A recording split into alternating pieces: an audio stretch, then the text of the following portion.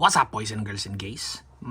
Sa maniwalat kayo sa hindi, maraming nagtatanong, dalawa, so plural, dalawa na yon kung ano yung nangyari kahapon, di ba?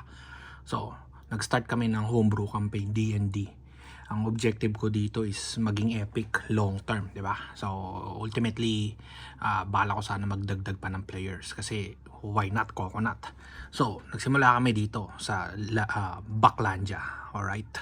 So, para siyang archipelago na kingdom whatever, okay? And then all of a sudden, for some reason, may nag-appear po kinangina, di ba? May nag-appear. Oh, by the way, rated R pala to. Violence, language, and kung ano-ano pang political incorrect, political correct, basta ganun. So, maraming ganun. Kung trip nyo yung mga ganun, pwede kayo sumali. Kung madali kayong ma-offend, ayaw kitang kaibigan. So, yan. Biglang sumulpot na Tower of Doom. And then yung sa paligid niya, nagkukos ng decay, death, and whatever. Diba? But wait, there's more. Hindi lang yun ang mga ganap, mga gar. So, sa different cities ng lugar, nawawala bigla yung malalakas na warriors nila. Mga fighters and shit. Diba? Bigla nilang nagdi-disappear.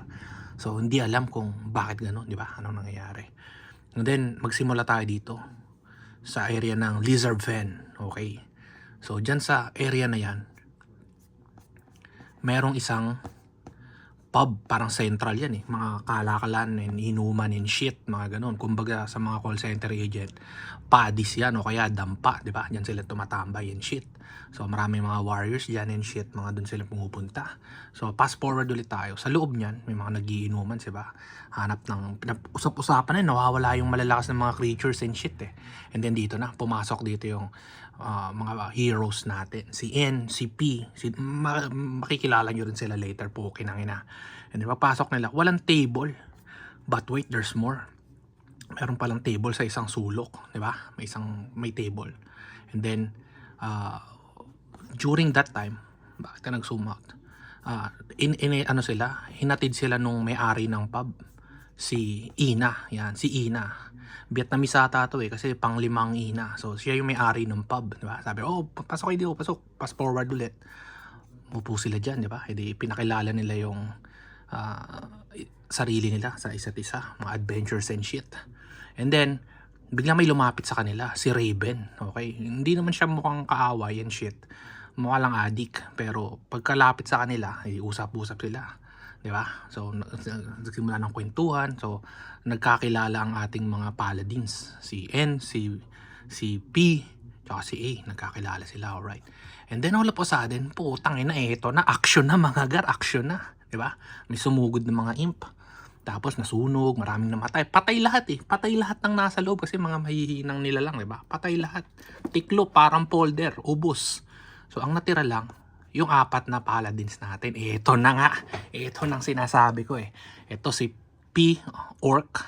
Si N, Dragonborn. Tapos Tiefling si Doc. Tapos si A, Human. O, di ba? So, nilabanan nila yan. Long story short, natalo nila. Epic yung mga action movements and shit. And then, fast forward ulit. So, magkakilala sila. Siguro mga months ang lumipas. Papunta silang Tower of Doom. Kasi nga, usap-usapan. Ano yung nangyayari doon eh? Curious sila. Ba't nawawala yung malalakas? And then, curious sila. Pukin ang ina. Ba't hindi pa sila nawawala? Ay, ibig sabihin, mahina sila. Diba? And then, during that time, may usap-usapan na may mapanganib na orc. Diba? Si General Rock. Okay? Si General Rock of Zamboanga. Alright. So, nagte-teleport yan. Hindi yan basta-basta. Tapos, nung papalapit na sila sa Tower of Doom, eto na, nakaharap na nila si General Rock, di ba? Laban sila. After laban and all that crap. Hinati ni Prot sa gitna eh. Yun yung ginawa niya. Pero wala akong artwork nun eh. Pero natalo nila, di ba? Saglit lang eh. Saglitan lang yung laban. Akala ko malakas. Ampaw pala tong hayop na to eh. Patay. No match. Inismash eh. Hatiyan dapat. Dinaing niya eh. Daing na ogre. Alright. So after that, eto na. May chismis ngayon na lumabas. Okay. May chismis na nandun sa Tower of Doom. Wrong franchise. Sa Tower of Doom, merong creature. Okay. Ang pangalan niya is Vice Gondor. Alright. Si Vice Gondor, may usap-usapan, may chismis na yung mga warriors, 'di ba?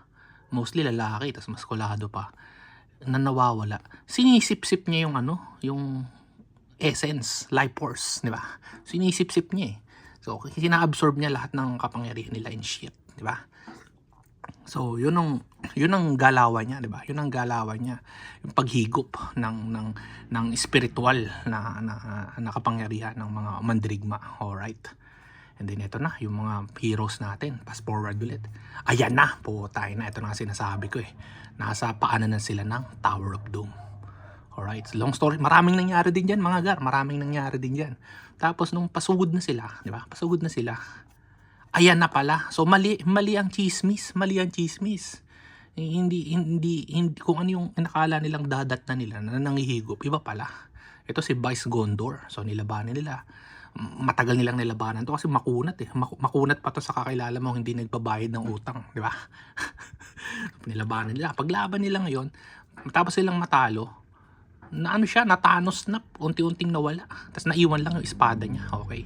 Nung naiwan na yung espada niya, biglang na-disconnect tong hayop na to.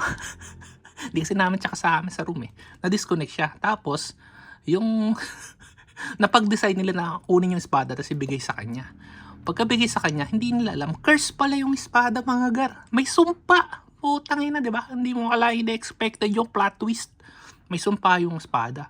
And then after that, biglang tawag dito, rewind. Nag-rewind. Tapos puta, nasa pub pa rin pala sila. Tapos si Raven, nag-transform bilang isang druid. Tapos yung druid na yun, pinakita sa kanila yung mga potential na pwedeng mangyari. Alright. Yung potential pa lang yun. Kung probability, di ba? Parang Avengers, multiverse and shit, di ba? Lapit na storytelling ko, no? So, yun pala yung mga posibleng pwedeng mangyari. Oh, ha? And then, para sa chapter 2 ng ating The Paladins of Baklandia and the Prisoner of Osawa. So, next week yan. So, kung gusto nyo sumali, DM lang. Tangina, may talent ako dito eh.